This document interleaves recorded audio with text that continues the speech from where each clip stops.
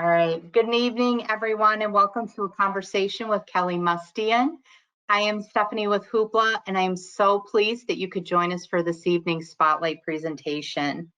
For those of you that are new to Hoopla, we offer a quarterly book club that has one spotlight title and 8 additional titles that we recommend. All of our selections will vary by genre and are curated by our dedicated content team here at Hoopla. For the spotlight title, we offer book club resources to help you facilitate a meeting with your book club.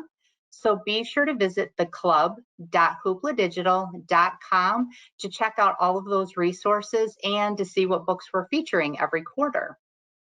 Now, before we get started, I just want to let everybody know that we will be recording this evening's author discussion. So please make sure that your microphones are muted.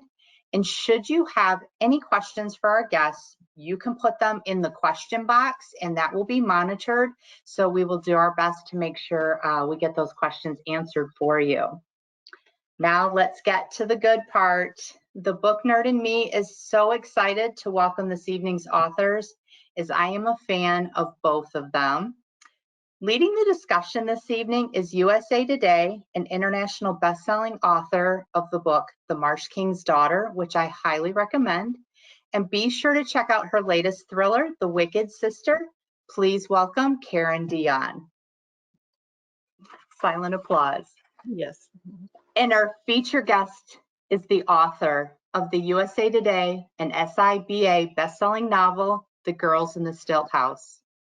Her novel has been described by Publishers Weekly as a remarkable debut and a nearly flawless tale of loss, perseverance, and redemption. And I can tell you here at Hoopla, we totally agree. We love this book. Her work has appeared in numerous journals and magazines, and she is a past recipient of a Blumenthal Writers Award. We are also pleased to share that Girls in the Stilt House is on trend to be our most borrowed Hoopla Book Club spotlight title to date. And we are very, very excited about that. So it is with sincere pleasure that I welcome Kelly Mustian. Thank you so much. I'm so grateful to be here, really excited to be here and to be talking with my friend Karen. It's just, I'm just so grateful to everyone at Hoopla and to everyone who has signed up to be here. I feel the same way, Kelly. You know, as authors, we do our work, alone in a room with the computer, and it's always such a joy and a privilege to be able to connect with readers. And it's a special honor for me tonight to be invited to interview you. I want folks to know that Kelly is one of my oldest and dearest writer friends, and it's just such a privilege to be here tonight and to be able to interview her about her book. Kelly, did you ever think that one day we would share a stage together? You know, we talked about it and we thought about that, but I don't think we really thought that would happen. So it is surreal and such a joy. It really is. Yeah, I love it. And I also wanted to thank everyone who sent in questions when you registered, because it really helps us to shape the discussion. In fact, the response was so fantastic that it turns out we're not going to be able to mention each of you by name. But I hope you recognize your question when it comes up in the discussion, because we really do appreciate you taking the time to do that. So Kelly, this is your debut novel, and wow, the reception has been amazing. In the introduction, Stephanie barely scratched the surface. I pulled out a couple of facts too. The Girls in the Stilt House was published not quite a year ago, and it already has thousands of reviews on Amazon. And I figured this out, 90% of those thousands of reviews are 4 and 5 stars. So clearly readers all over are loving Ada's and Matilda's story. So I'd like maybe to begin by having you tell us a little bit about your publishing journey. How did you get from, I think I'm going to write a novel, to a USA Today best-selling author with thousands of fans? Wow. Well, that's a hard question to answer. As you know, it's usually not just a quick journey for a writer. The first book is rarely the first book. So this is really the third novel that I've written, and they each had their own journeys. But As far as how it made the path it took to being a bestseller, I really have to credit that to bookstores and libraries and all the people who have bought it. Word of mouth, book clubs have been so good to this book.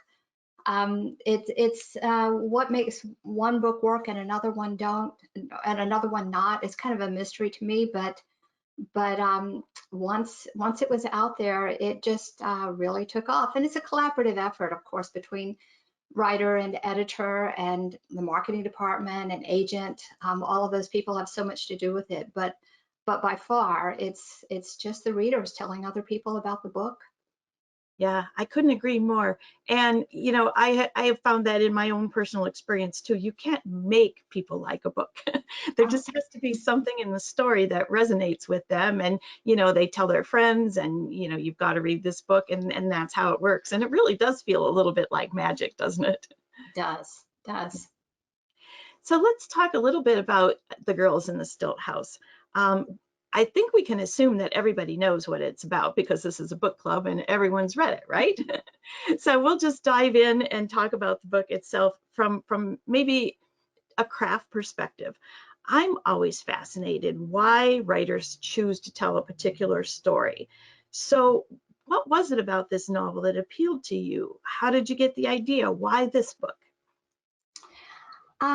When I was a little girl, I spent a lot of time on the trace, and I knew as an adult, when I started writing, I always had in the back of my mind this idea that I wanted to write a book set on the trace. My sister is much older than I am. I grew up with her children. So she was interested in family history, genealogy, and no one else was. And she would take me when I was a little kid on her treks out to the trace, to these old cemeteries and these old overgrown sites. And we'd rub chalk on tombstones to make them kind of pop. And one day, as a little girl, I saw one of those old above ground brick tombs with a crack across the middle. And it had an impact on the little girl that I was then. And that kind of stayed in my head all those years. And I started with that. I started with the idea of, boy, wouldn't that be a good place to bury a body or to hide a body for people who didn't have a lot of strength or resources, and wrote that prologue, and it just kind of took off from there. That's very cool. So you do have roots then in Mississippi.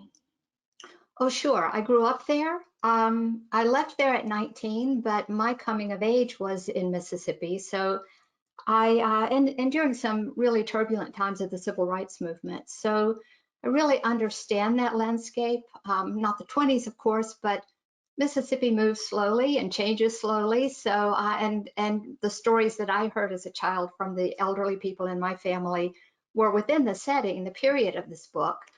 So I understood the culture, the landscape, the setting of the book very well. That's very fascinating. And that goes to one of the things that I wanted to talk about a little further on, but let's do it now. So about this setting, 1920s, I'm pretty sure you weren't alive in the 1920s, and yet your book feels like you were. You know, when we read your words, it's like, wow, you know, you must be this really ancient lady who is telling about this place that she knows so well. So I would like to know, like, for instance, one of the details that struck me, it's in the opening, when Ada is coming home to the swamp, she's carrying all of her belongings in a pillowcase. And I thought to myself, I would have had a battered old suitcase. How did you come up with such a unique detail like that? It just, to me, where do these things come from?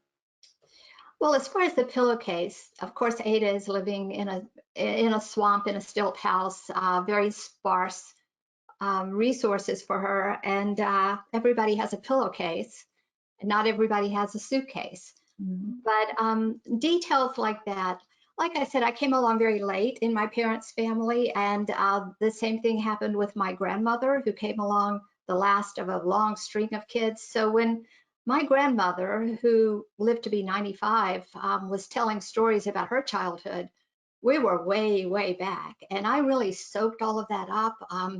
my grandmother's voice came back to me as I was writing, and things she had told me. Like there's a detail in the book about letting people know out in the country in Mississippi that you weren't home by turning up a chair upside down on your porch. And I grew up aware of things like that from before my time, largely from stories that I heard. And also, I read a lot as a child. I read way above my pay grade, spent a lot of time at the library whenever anyone would take me. That helped me as well with the societal conflicts that were going on, helped me to understand the craziness that was going on around me when I was a little girl in Mississippi and when I was in middle school and high school in Mississippi even.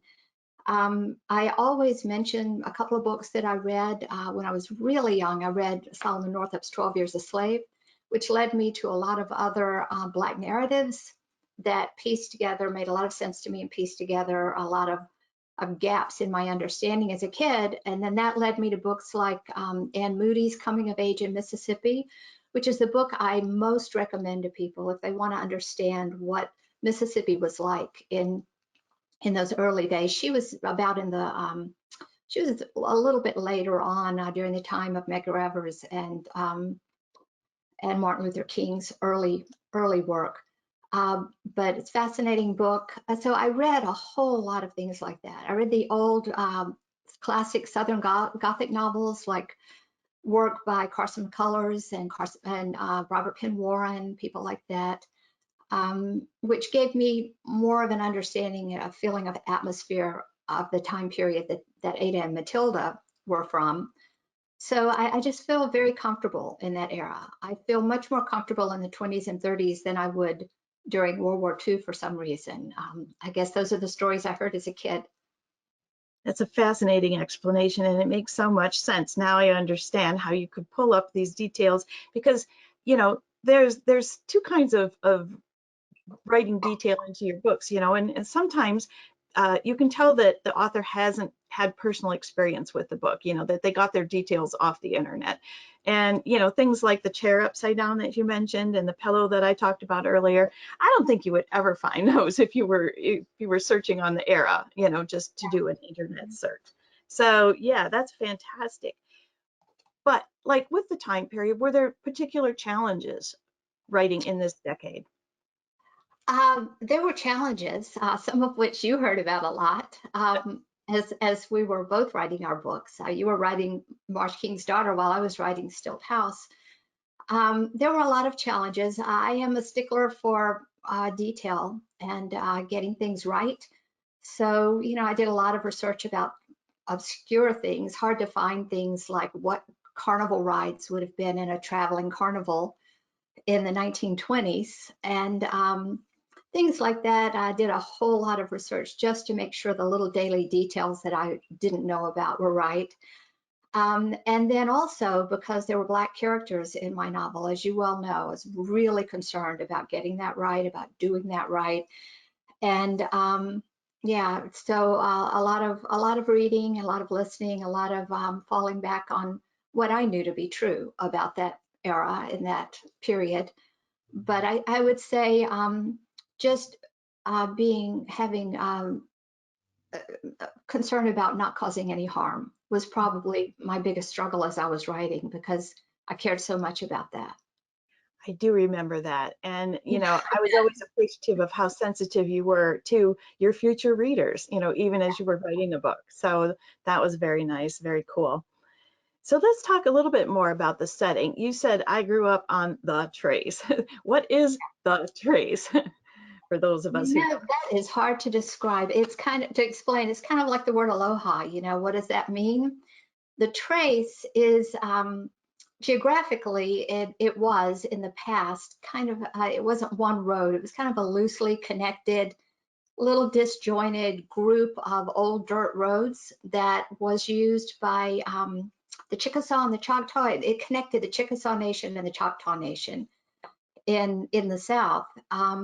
And it became a byway that a lot of famous people used. Thomas Jefferson, not Thomas Jefferson, one of the presidents had a scandalous thing happen there, but it runs from Natchez, which was my hometown, all the way to Nashville, Tennessee. It's 444 miles long. And there are historical stops all along the way. It's just a beautiful parkway. The WPA during the Depression paved it, worked on it, put some markers up. It's just a beautiful drive, just full of history. And I grew up at the southern terminus of the trace. You know, I grew up with Native American mounds, climbing up and down them, which was probably just really a terrible thing to do. But having an understanding, the way that helped me, I've said before that I could go out almost in my backyard and dig up arrowheads and spearheads and things, definitely along the creeks on the trace. And even though there's such sadness there, it gave me as a kid an understanding that there was something besides who I was and who my family was and what came before me and the history and the people that this land, you know, that were such a part of this land. I grew up very aware of that. And I think that had a big impact on me as a writer later on. That's fascinating. And of course, as you know, I have a lot of personal experience with where my novels is set. I should bring out, for those who don't know, this is fun. So both Kelly and I, she already said we were writing our novels at the same time. Well, we both set them in a swamp. Can you imagine? But mine was a swamp in northern Michigan, very, very far north, and Kelly's swamp, thank you, dear, was very at the opposite end. So, you know, physically there weren't similarities, but I was thinking about how you and I, we both love the wildness. You know, we love those natural places, and that's one of the reasons why we both chose to write about them. But I think what's interesting is my character loves where she lives, and Ada hates where she lives. So, you know, you've actually created the swamp as a character, but let's say mine was a character that was a protagonist and yours is an antagonist. So was it hard to flip that around? How did you manage that as you were writing? Well, it started with the idea that the swamp, the trace too, but the swamp itself would be a wonderful metaphor for a contrast between beauty and brutality in the same place. Which kind of tied in with the beauty and brutality of that place at that time, with everything ugly that was going on in such a beautiful place. So I really liked the idea of using that as a literary device. But it was an antagonist for Ada because she was trapped there. Her father was a trapper and she was trapped on the trace, trapped on the swamp, which is even a more secluded segment of the trace. But there's a part in a line in the book, and I won't be able to quote it, but said something about how when she was a child, she had thought she loved this place, and now she was just resigned to it. But it said that as a child, she made friends with the landscape, which I know that a lot of children from troubled places do, from troubled homes and troubled childhoods. Often they have an affinity for nature and kind of make friends with the surroundings. And she talked about the wildflowers being confidants and the trees being whatever they were to her, almost people to her. And when I was a kid, I really did that. I lived kind of outside of town. I made friends with the landscape. I knew those trees. The trees in Stilt House, I know those trees. The river, the creeks, it was all part of my life, and nature was just super important to me. So I think that that comes through, but you know, there's kind of a tug of war with the trace, and for Matilda as well, with that setting and the swamp setting. She didn't want to like anything about it, but it was the only home she had, and it was that she had in her life, and it was where her parents had loved her and where her family roots were, and everything good that had happened to her in her life had happened there. So she had a complicated relationship with the trace beyond just Ada's, boy, I want to get out of here. Right, right. And you convey that so well, so beautifully. I really appreciated that about the book. Let's move on to talk a little bit about Ada and Matilda. Did you envision these two characters from the beginning, or how, I mean, they're both so critical, obviously, to the story, and they're bound in ways that even they don't realize. So how did the development of the characters come about? I mean, I which wrote one did it. you start with, let's say? Well, I'm sorry, what? Which character did you start with? You know, where was the beginnings? I kind of started with both of them, but Matilda's character was very different. I wrote this book, I did a big restructuring of this book halfway through. At first, I wrote Matilda from a wide distance because, again, I didn't want to overstep. I didn't want to encroach or cause any harm. I wrote her, she was a mystery in the beginning of Stilt House, and I kind of kept her that way. She didn't speak until the last chapter. Mm. And someone I trusted very much in the publishing industry said to me that I should bring Matilda forward, that I should get rid of a second storyline that I had going on in the early draft, and that Matilda's story deserved to be told. And as you know, I thought about that long and hard, a long time. And I finally decided that keeping her and her family so much in the background, rather than them giving her, being sensitive, it was a form of exclusion in itself. Because even when I grew up in Natchez, race was always an overwhelming part of daily life. It was a very big factor, and to just kind of leave all that in the background didn't seem right either. So, as you know, I worked very hard to do that right. So I started with Ada and Matilda, but I did bring Matilda forward and give her more time and equal time with Ada. What I wanted to do with Ada was to show that kind of character, and there are plenty of people like that still today, the kind of person who is so broken by her circumstances, so beaten down by the surroundings that she finds herself in, that sometimes for those kinds of people, what might seem to us like very small steps are just enormous strides. And I wanted to pay homage to that, to the people who aren't the feisty hero who triumph over their circumstances and end up with a couple of degrees from Harvard. There are people who make small, brave steps. And I wanted to explore that with Ada. So they kind of played off of each other, and both came at the same time in my head.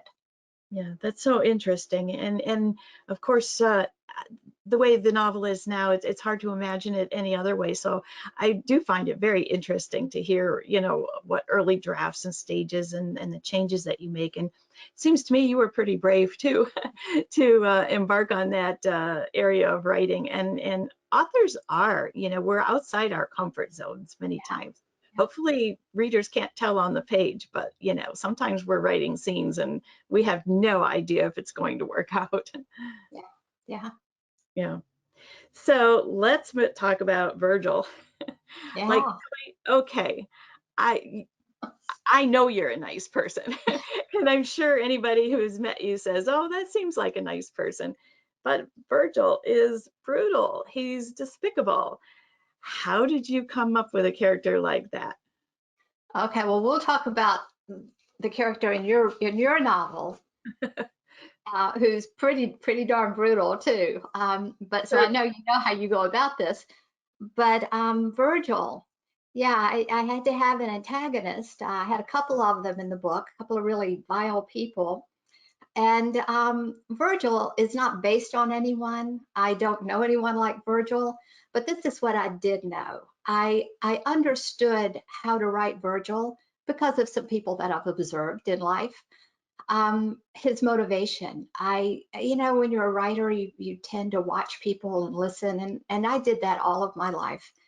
And Virgil, I understood that he was motivated by insecurity. He was really a coward at heart. He was very insecure, and he had this drive to need to look like a big man to people in general.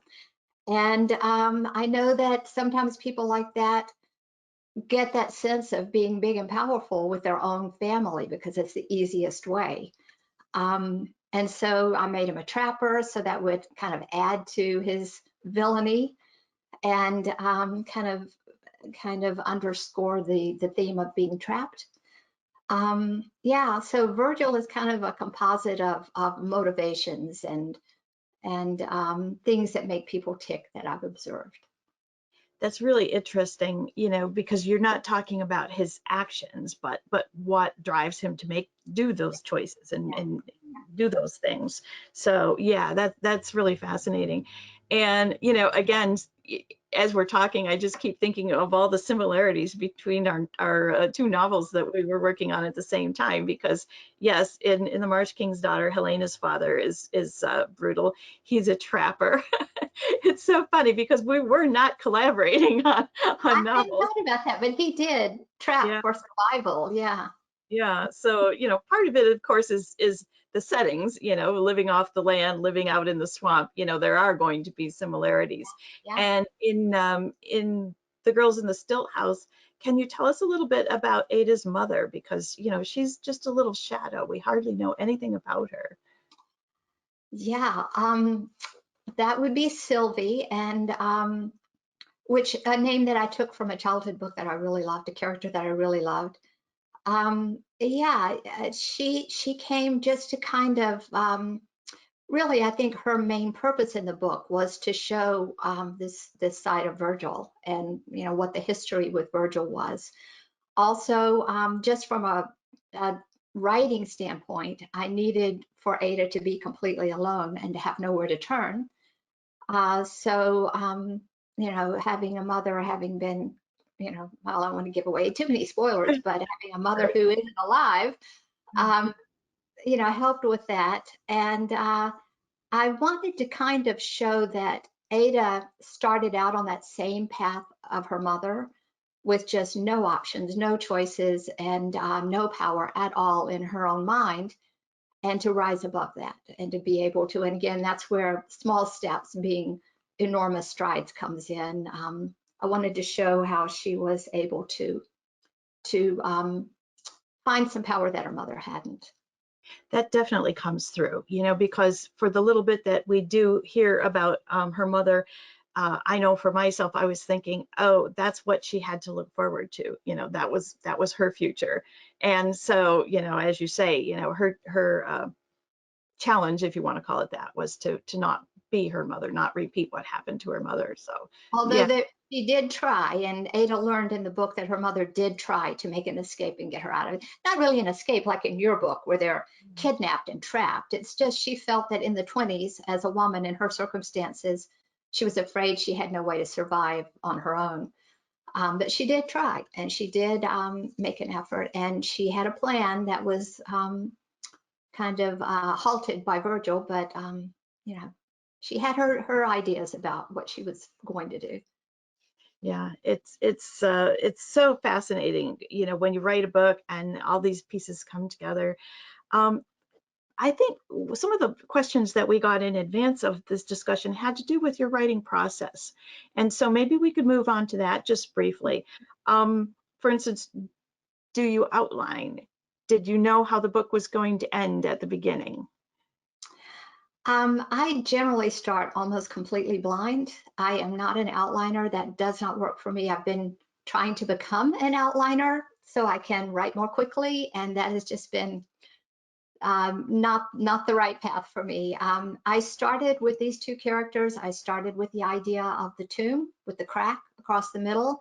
I had kind of a vague idea. I knew I wanted Virgil to be a trapper.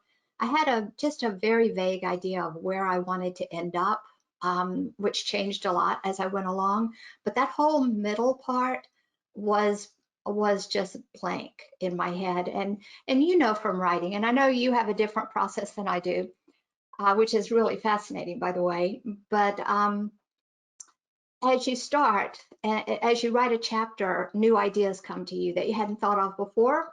And then you write something else that this character does, and you think, wow, what if they did this? And I just go with that. And that is my plan. You know, one chapter bringing ideas about a new way to go.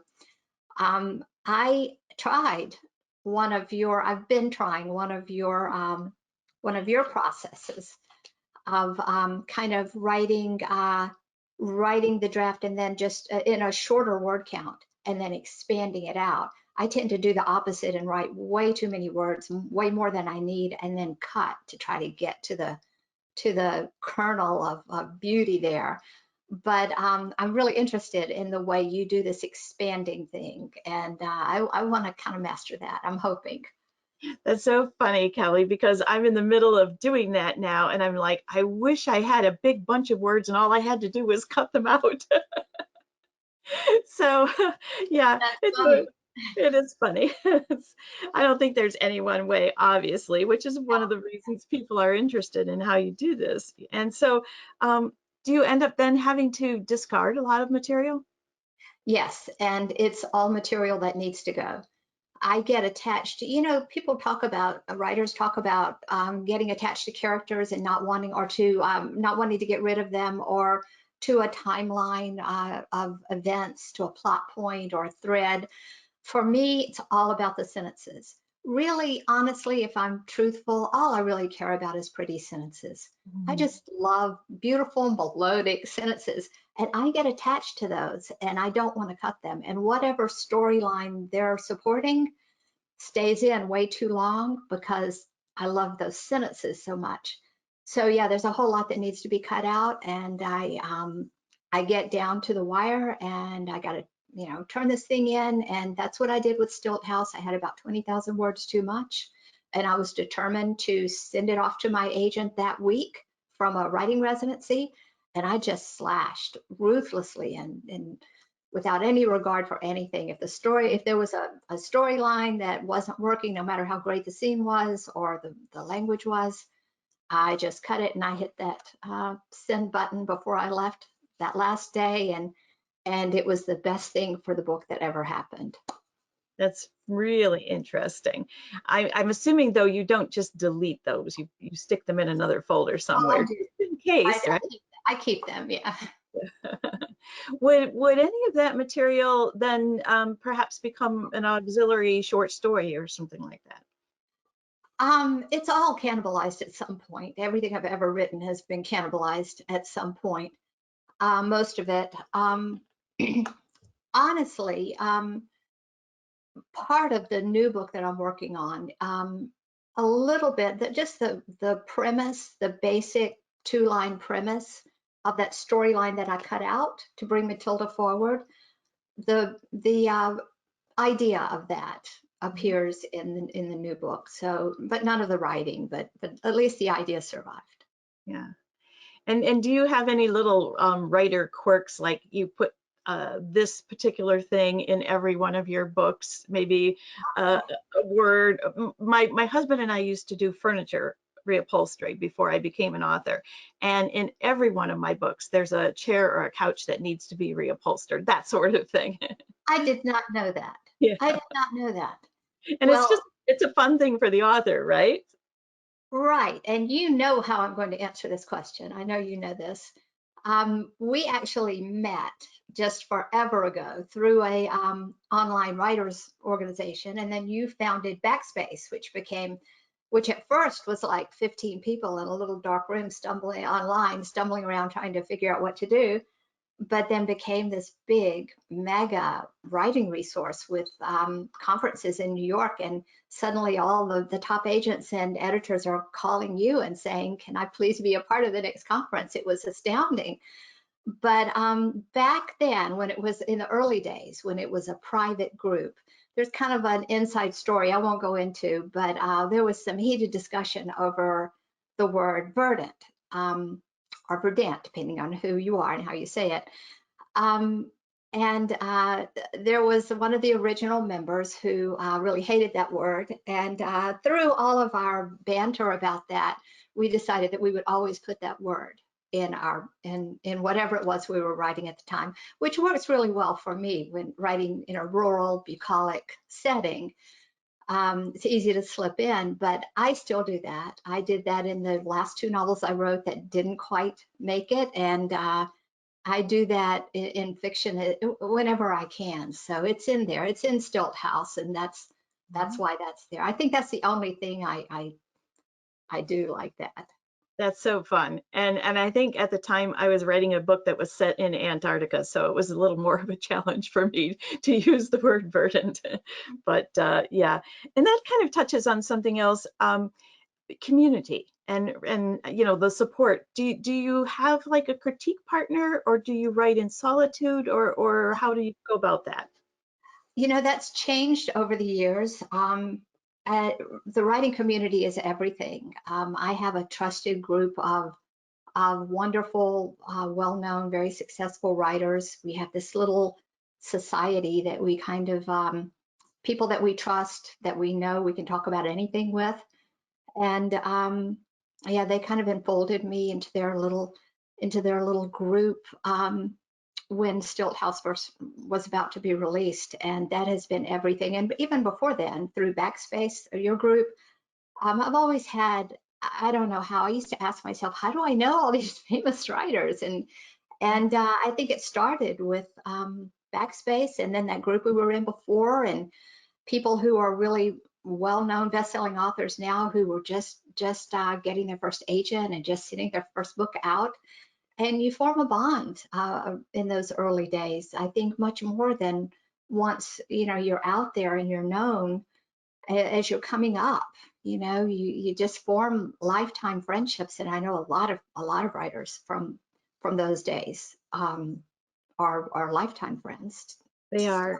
Yeah, and I feel the same, like when you're just starting out, I've gone to a lot of writers conferences, and people are eager to talk to the famous authors, the bestsellers, the big established authors, but they're as likely to develop a lasting friendship if they just talk to the person in the chair beside them and have a discussion and form a bond. Yeah. You're going through the same things, you're having the same frustrations, you're figuring everything out together, and you're celebrating, hey, I got my first agent, or I got this rejection that really was great. How we always do that in the beginning. Yes. Yeah, it does bond you, and you don't forget those people. Yeah.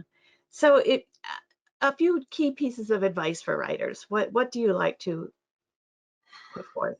I have two pieces of advice, and one of them is very trite, which is just sit down and write. We all have times where we just don't want to, or there are other things keeping us from it. I tell myself sometimes when I just really don't feel like doing it, just open the file, because once you open the file, the magic happens. But sitting down, opening that file is the key.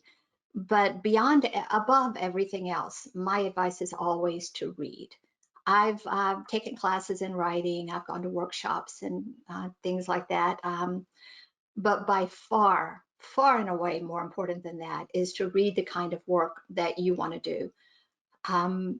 To read writers that are better than you are, and to try to raise yourself up to that bar. That even now for me, if I'm kind of in a lull, I just pick up a new book, I pick up something beautiful, and I think, okay, I'll just read for a while instead. And I almost always read a couple of paragraphs of a really finely written book and put it down and go write, because just reading a little bit of really lovely work is so inspiring. So reading to me is the most important thing in my journey, for sure. Yeah, I couldn't agree more. And, I think of it as like filling up the well, right?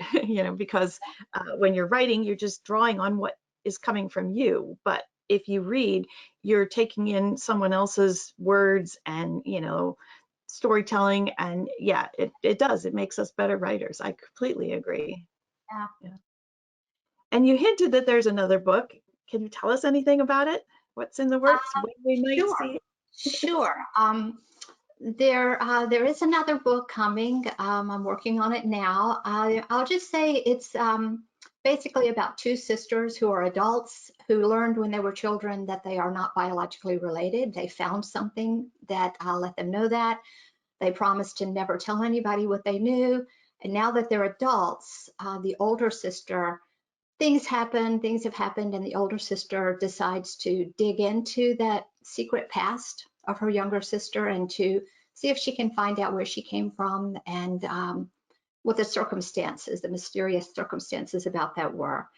So they're adults in the 1970s in the mountains of North Carolina, but the majority of the story is the story of that other mother, that secret other mother, and what happened and how did this child appear in this other family. And so it's a story set in the Depression era Mississippi, in several settings in Mississippi, telling that woman's story.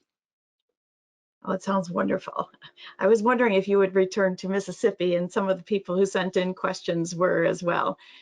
Some even wanted you to continue to tell Ada and Matilda's story. So is I hear that that a a whole lot. possibility? I don't think so. I do hear that a lot. I get a lot of mail from people who would like a sequel. I think I've taken Matilda as far as I was comfortable writing Matilda in the setting that I knew so well. I would not write Matilda in a later period that I knew less about. I do know what happened to Ada and Matilda, and sometimes I tell book clubs about that because at one point I had two separate epilogues at different times that let readers know what happened to them, but kind of like letting readers imagine what happened and come up with their own. I mean, it's not that the ending doesn't tell you what happened. I mean, there's definitely a climax and an ending, and you know what they do and what happens with these girls, but you don't know about their later life, decades later. But no, I don't think I'd do a sequel. And by the way, while we still have a minute, I do want you to tell people about the movie that's coming up, Marsh Oh, King's movie, and the famous, wonderful cast. Can you do that for me? thank you, Kelly. You're very kind to share the spotlight. Yeah. So you all know the story now, how, many years ago, Kelly and I were writing these two novels, and apparently I finished mine before you finished yours. But that happens, right? Anyway, so The Marsh King's Daughter is considered my breakout novel, and it's done quite well in being translated into a lot of languages and won some awards and so forth. But it also ends up being one of those rare few books that's actually going to be a movie. Filming took place last summer in Canada. I was not able to attend the filming, which kind of broke my heart because, well, authors dream of doing that, once your book has been optioned, but COVID restrictions prevented that from happening. That said, I'm thrilled that the movie got filmed, and I know that the cast and crew went to great efforts to, comply with COVID restrictions, with the 2-week quarantine and constant testing and, the face mask. So the main character is being played by Daisy Ridley. She was Rey in the Star Wars movies. And then her father, Jacob, is played by Ben Mendelsohn. And he's very well known for playing villains. I guess he was a villain in one of the Star Wars movies. Sorry, I'm not a fan. I can't tell you which one it was, but he was. And there's a Netflix series called Bloodline, and he was the bad brother in that. And I did watch that online, and he won an Emmy for that performance. So I'm just so excited to see what they're going to do with the story. I have read the script, and it's very different from the book, as one would expect. But I do believe that, the script captures the heart of the story, which is this push-pull relationship between Helena and her father. She loves him growing up, unlike Ada. Well, Ada probably did too when she was wee little. But yeah. So there's that in the book, in the movie, and I'm really excited about it. It's supposed to come out sometime in 2022, but we don't know yet when. So I'll just say that I've seen some of the pictures from the filming, some of the cinematography. It's stunning. I was concerned about this book and how they would treat it. It's absolutely stunning. Yeah, it's a visually beautiful film. There is, I think we've got a little bit of more time, Kelly. Yeah. Okay, And I see one question in the chat that Leslie wanted to know. These are more specifics about the book, but we can finish up with a couple of details like that, if that's all right. Leslie wants to know, do you sew, or did you choose that as Ada's hobby because it was typical of the era? I do not sew, but I did sew as a child. I tried a lot of things when I was very little, living out, like I said, away from the city. And actually, my mother never threw anything away. She actually had this stash of flour sacks from, like, I don't know when, a million years ago. when they had flowers and things on them, you know, and prints. You probably don't know. It was way before my time, but she had gotten these somewhere, and I would practice on that. And she had this. She had a sewing machine. My mother was a wonderful seamstress, and my grandmother, like I said, my mother was old enough to be my grandmother. My grandmother was old enough to be my great grandmother.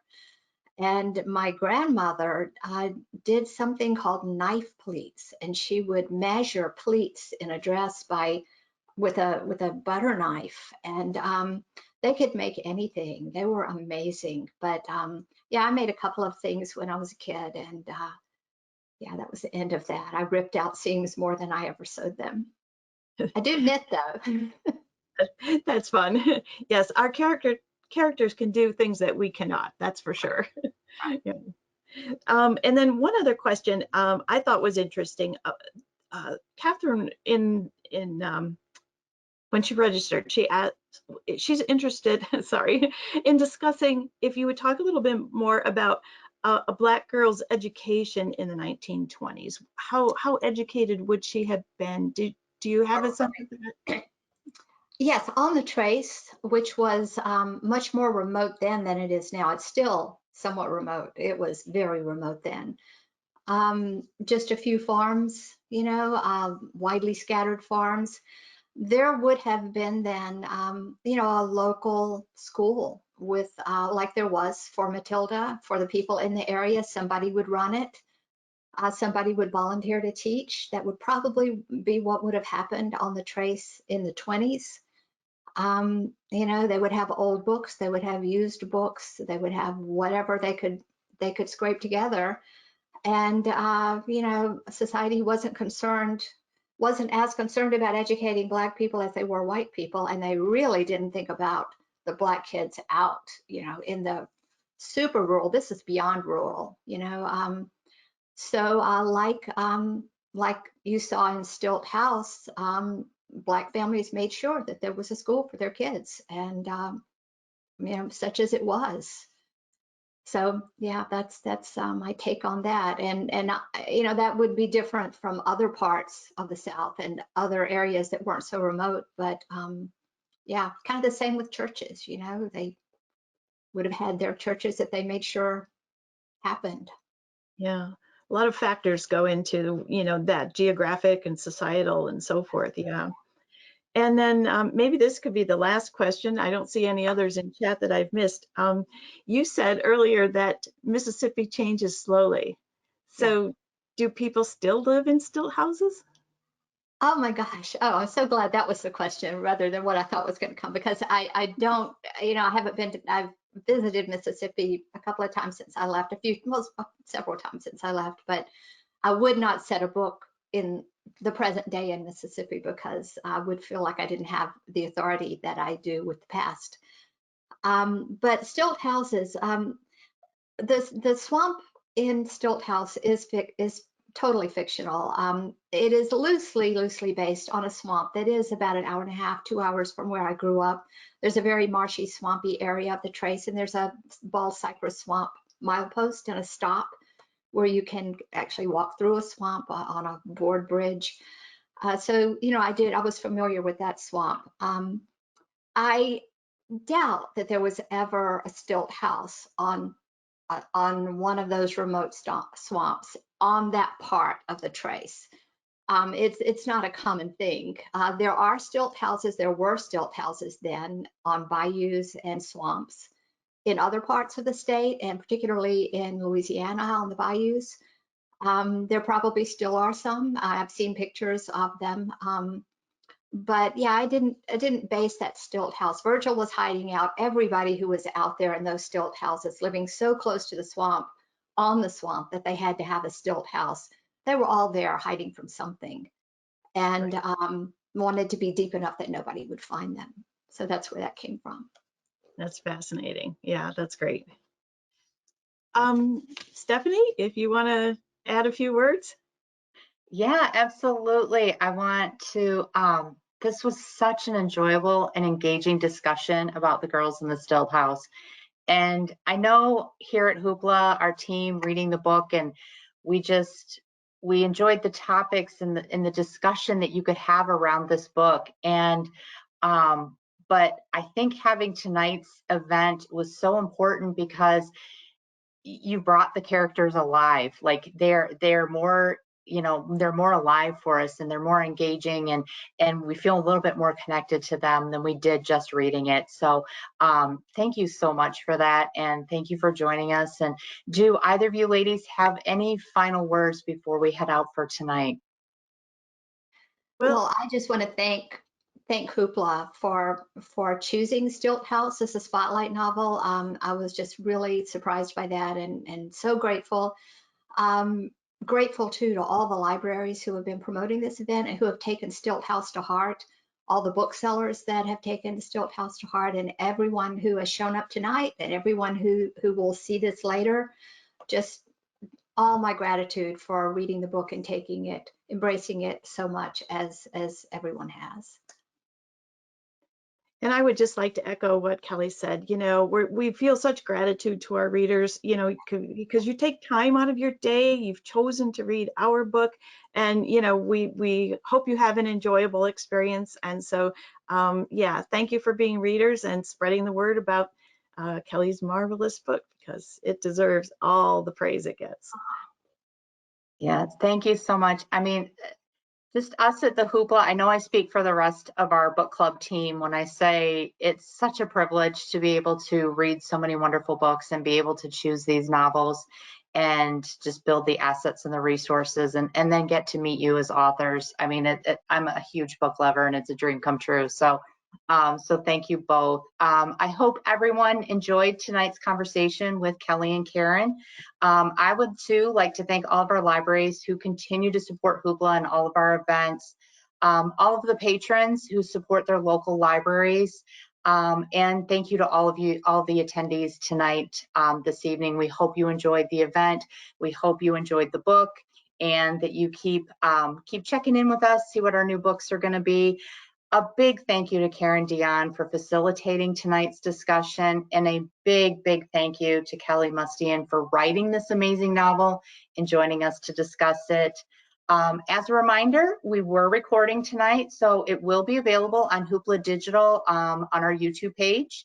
And if you're interested in upcoming book clubs or the announcement of our next book club spotlight, which will be April 1st, going a little bit outside the box with this next title, you can follow us, follow Hoopla Digital on Facebook, Instagram, and Twitter, and always the club.hoopladigital.com. And so thank you again, Kelly. Thank you, Karen. Thank you, all of our patrons and attendees. We look forward to seeing you guys at future events. So have a good evening, and thank you. Thank you. Night.